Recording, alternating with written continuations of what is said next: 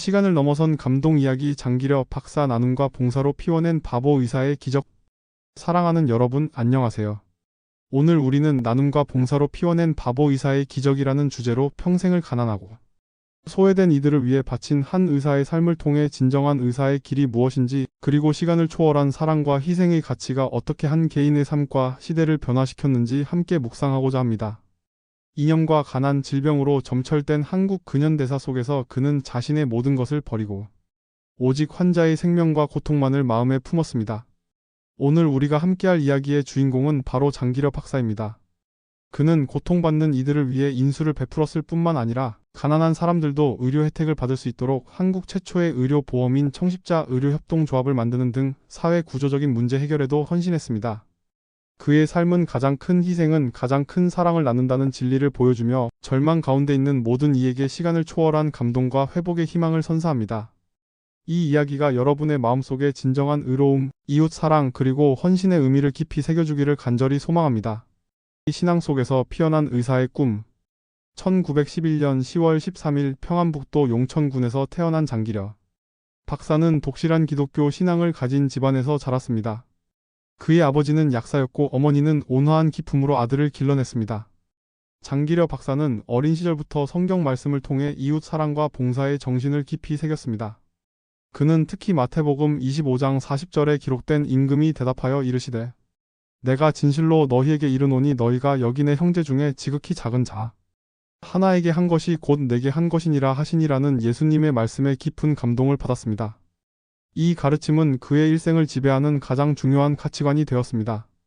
어린 시절 폐결핵을 앓던 작은 아버지가 병원 치료를 받지 못해 고통스럽게 세상을 떠나는 모습을 보며 그는 깊은 슬픔과 함께 아픈 사람을 살리는 의사가 되겠다고 결심했습니다. 1933년 평양의학전문학교를 졸업하고 경성 의학전문학교 외과 수련 과정을 거쳐 의사로서의 실력을 키웠습니다. 당시 의술은 일부 부유층만의 전유물처럼 여겨졌지만 장기려는 언제나 가난하고 병든 자를 위한 의사가 되겠다는 초심을 잃지 않았습니다.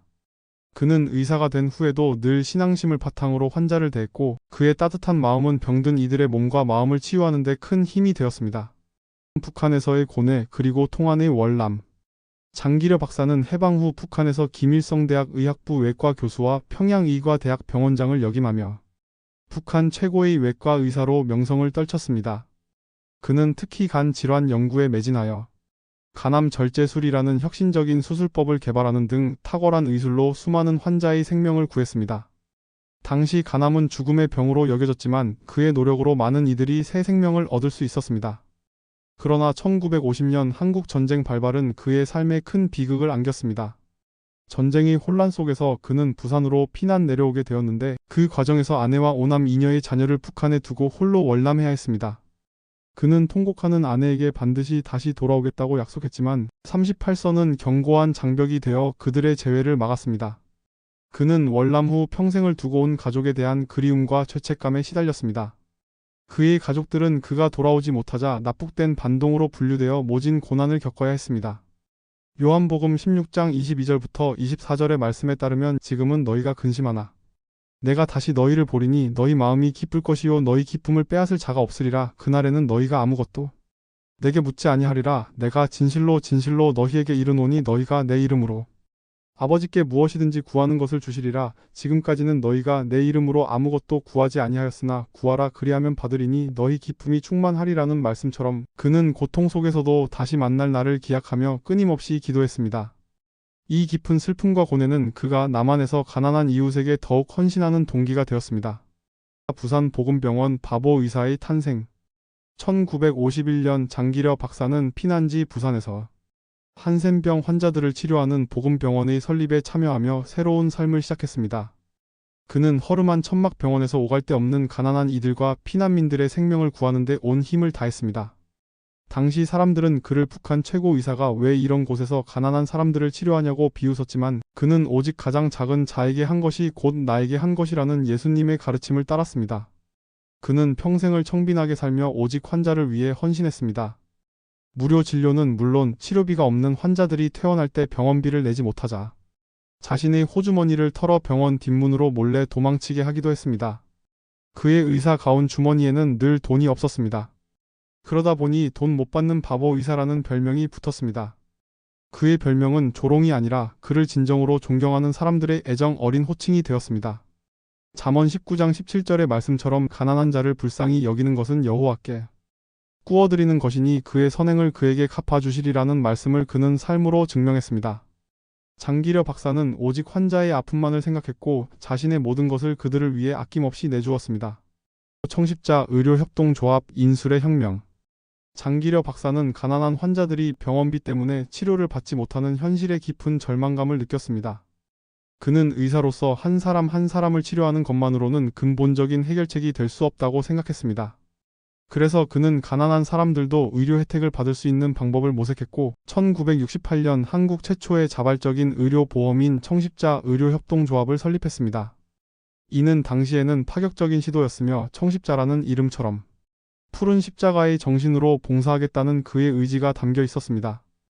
청십자 의료협동조합은 조합원들이 매달 소액의 회비를 내고 병원 이용 시에는 저렴한 비용으로 진료를 받을 수 있는 시스템이었습니다. 그는 이 협동조합을 통해 수많은 가난한 이들이 적절한 치료를 받고 건강한 삶을 되찾을 수 있도록 도왔습니다.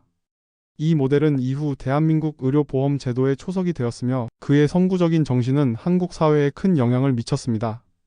그는 단순히 병을 고치는 의사가 아니라 의료 시스템을 통해 사회를 변화시키고자 했던 사회운동가였습니다.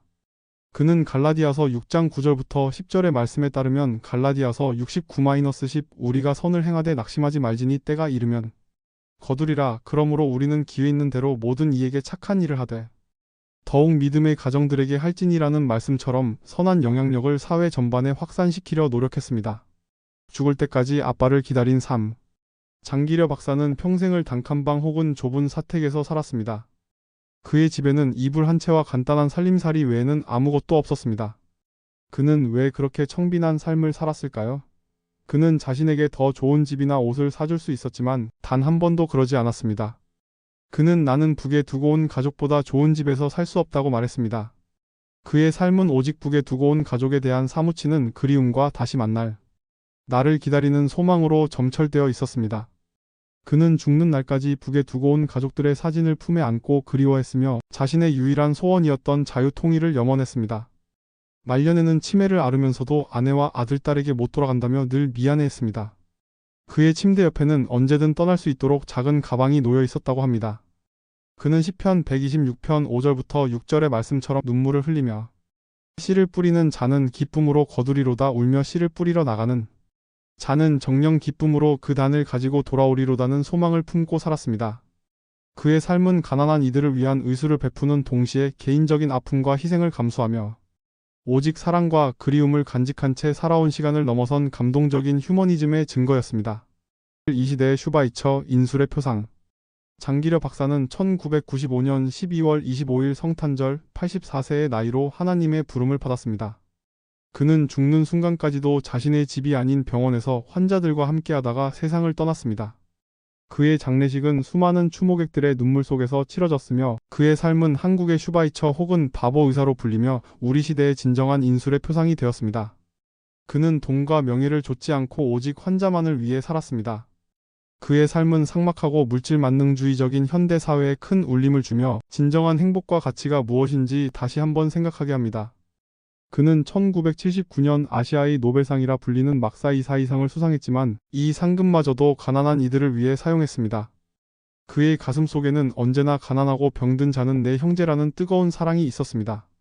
그의 인술은 특정 종교를 넘어선 보편적인 인간애와 희생정신의 아름다움을 보여주었습니다. 야고보서 2장 15절부터 16절의 말씀에 따르면 만일 형제나 자매가 헐벗고 일용할 양식이 없는데 너희 중에 누구든지 그에게 이르되 평안히 가라 덥게 하라 배부르게 하라 하며 그 몸에 쓸 것을 주지 아니하면 무슨 유익이 있으리요라는 말씀처럼 그의 사랑은 행동으로 실천되었습니다. 사랑하는 여러분, 오늘 우리는 장기려 박사님의 삶을 통해 나눔과 봉사로 피워낸 바보 의사의 기적이라는 놀라운 이야기를 함께 묵상했습니다. 그의 삶은 인간의 본능적인 이기심과 탐욕을 넘어 그리스도의 사랑을 온전히 실천하며 자신의 모든 것을 내어준 헌신의 메시지를 전합니다. 그는 가난한 자들의 친구이자 아버지로 죽을 때까지 북에 두고 온 가족을 그리워하며 평생을 청빈하게 살았습니다. 장기려 박사님의 삶에서 얻을 수 있는 가장 중요한 교훈은 바로 우리의 작은 나눔과 사랑이 세상을 변화시키고 하나님의 영광을 드러낼 수 있다는 것입니다. 그의 삶은 우리에게 진정한 부는 소유에 있지 않고 나눔에 있으며 진정한 행복은 자신을 희생하여 남을 돕는 데 있음을 가르쳐 줍니다. 우리도 그처럼 우리의 삶 속에서 시간을 초월한 사랑과 봉사를 실천하며 주변의 희망과 치유의 씨앗을 뿌리는 귀한 존재가 되기를 간절히 소망합니다. 어두운 세상을 밝히는 인술의 빛이 되어 하나님이 원하시는 사랑과 평화의 세상을 만들어 나가는 데 헌신하는 우리가 되기를 축복합니다. 기도를 드리겠습니다. 사랑과 자비의 근원이 되시며 모든 것을 치유하시는 하나님 아버지, 오늘 저희에게 장기려 박사님의 감동적인 삶을 통해 인간의 한계를 뛰어넘는 거룩한 사랑과 나눔, 그리고 희생의 메시지를 깨닫게 하시니 진심으로 감사드립니다. 저희의 유한한 삶 속에서 때로는 이기심과 욕망에 사로잡히고 물질의 유혹 앞에서 하나님의 사랑을 잊을 때가 많습니다. 주님, 저희의 부족함을 용서하여 주시옵소서. 저희 마음에 장기려 박사님과 같은 흔들리지 않는 믿음과 용기, 그리고 모든 것을 초월하는 이웃 사랑과 봉사의 마음을 허락하여 주시옵소서. 우리가 삶의 고난과 불의 속에서도 하나님의 사랑을 증거하게 하시고 물질 대신 나눔을, 이기심 대신 희생을 선택할 수 있는 지혜를 주시옵소서. 그리하여 우리의 삶이 주님 안에서 시간을 초월하는 희망과 감동의 증언이 되게 하옵소서. 참된 사랑과 봉사의 본이 되시며 우리의 생명이 되신 예수 그리스도의 이름으로 간절히 기도드립니다. 아멘. 사랑하는 여러분, 오늘 장기려 박사 나눔과 봉사로 피워낸 바보 의사의 기적이라는 이야기가 여러분의 삶의 깊은 울림과 함께 용기와 희망이 되기를 바랍니다. 그의 삶처럼 우리 모두 시간을 초월하여 영원히 빛날 사랑과 봉사의 가치를 추구하며 살아가기를 축복합니다.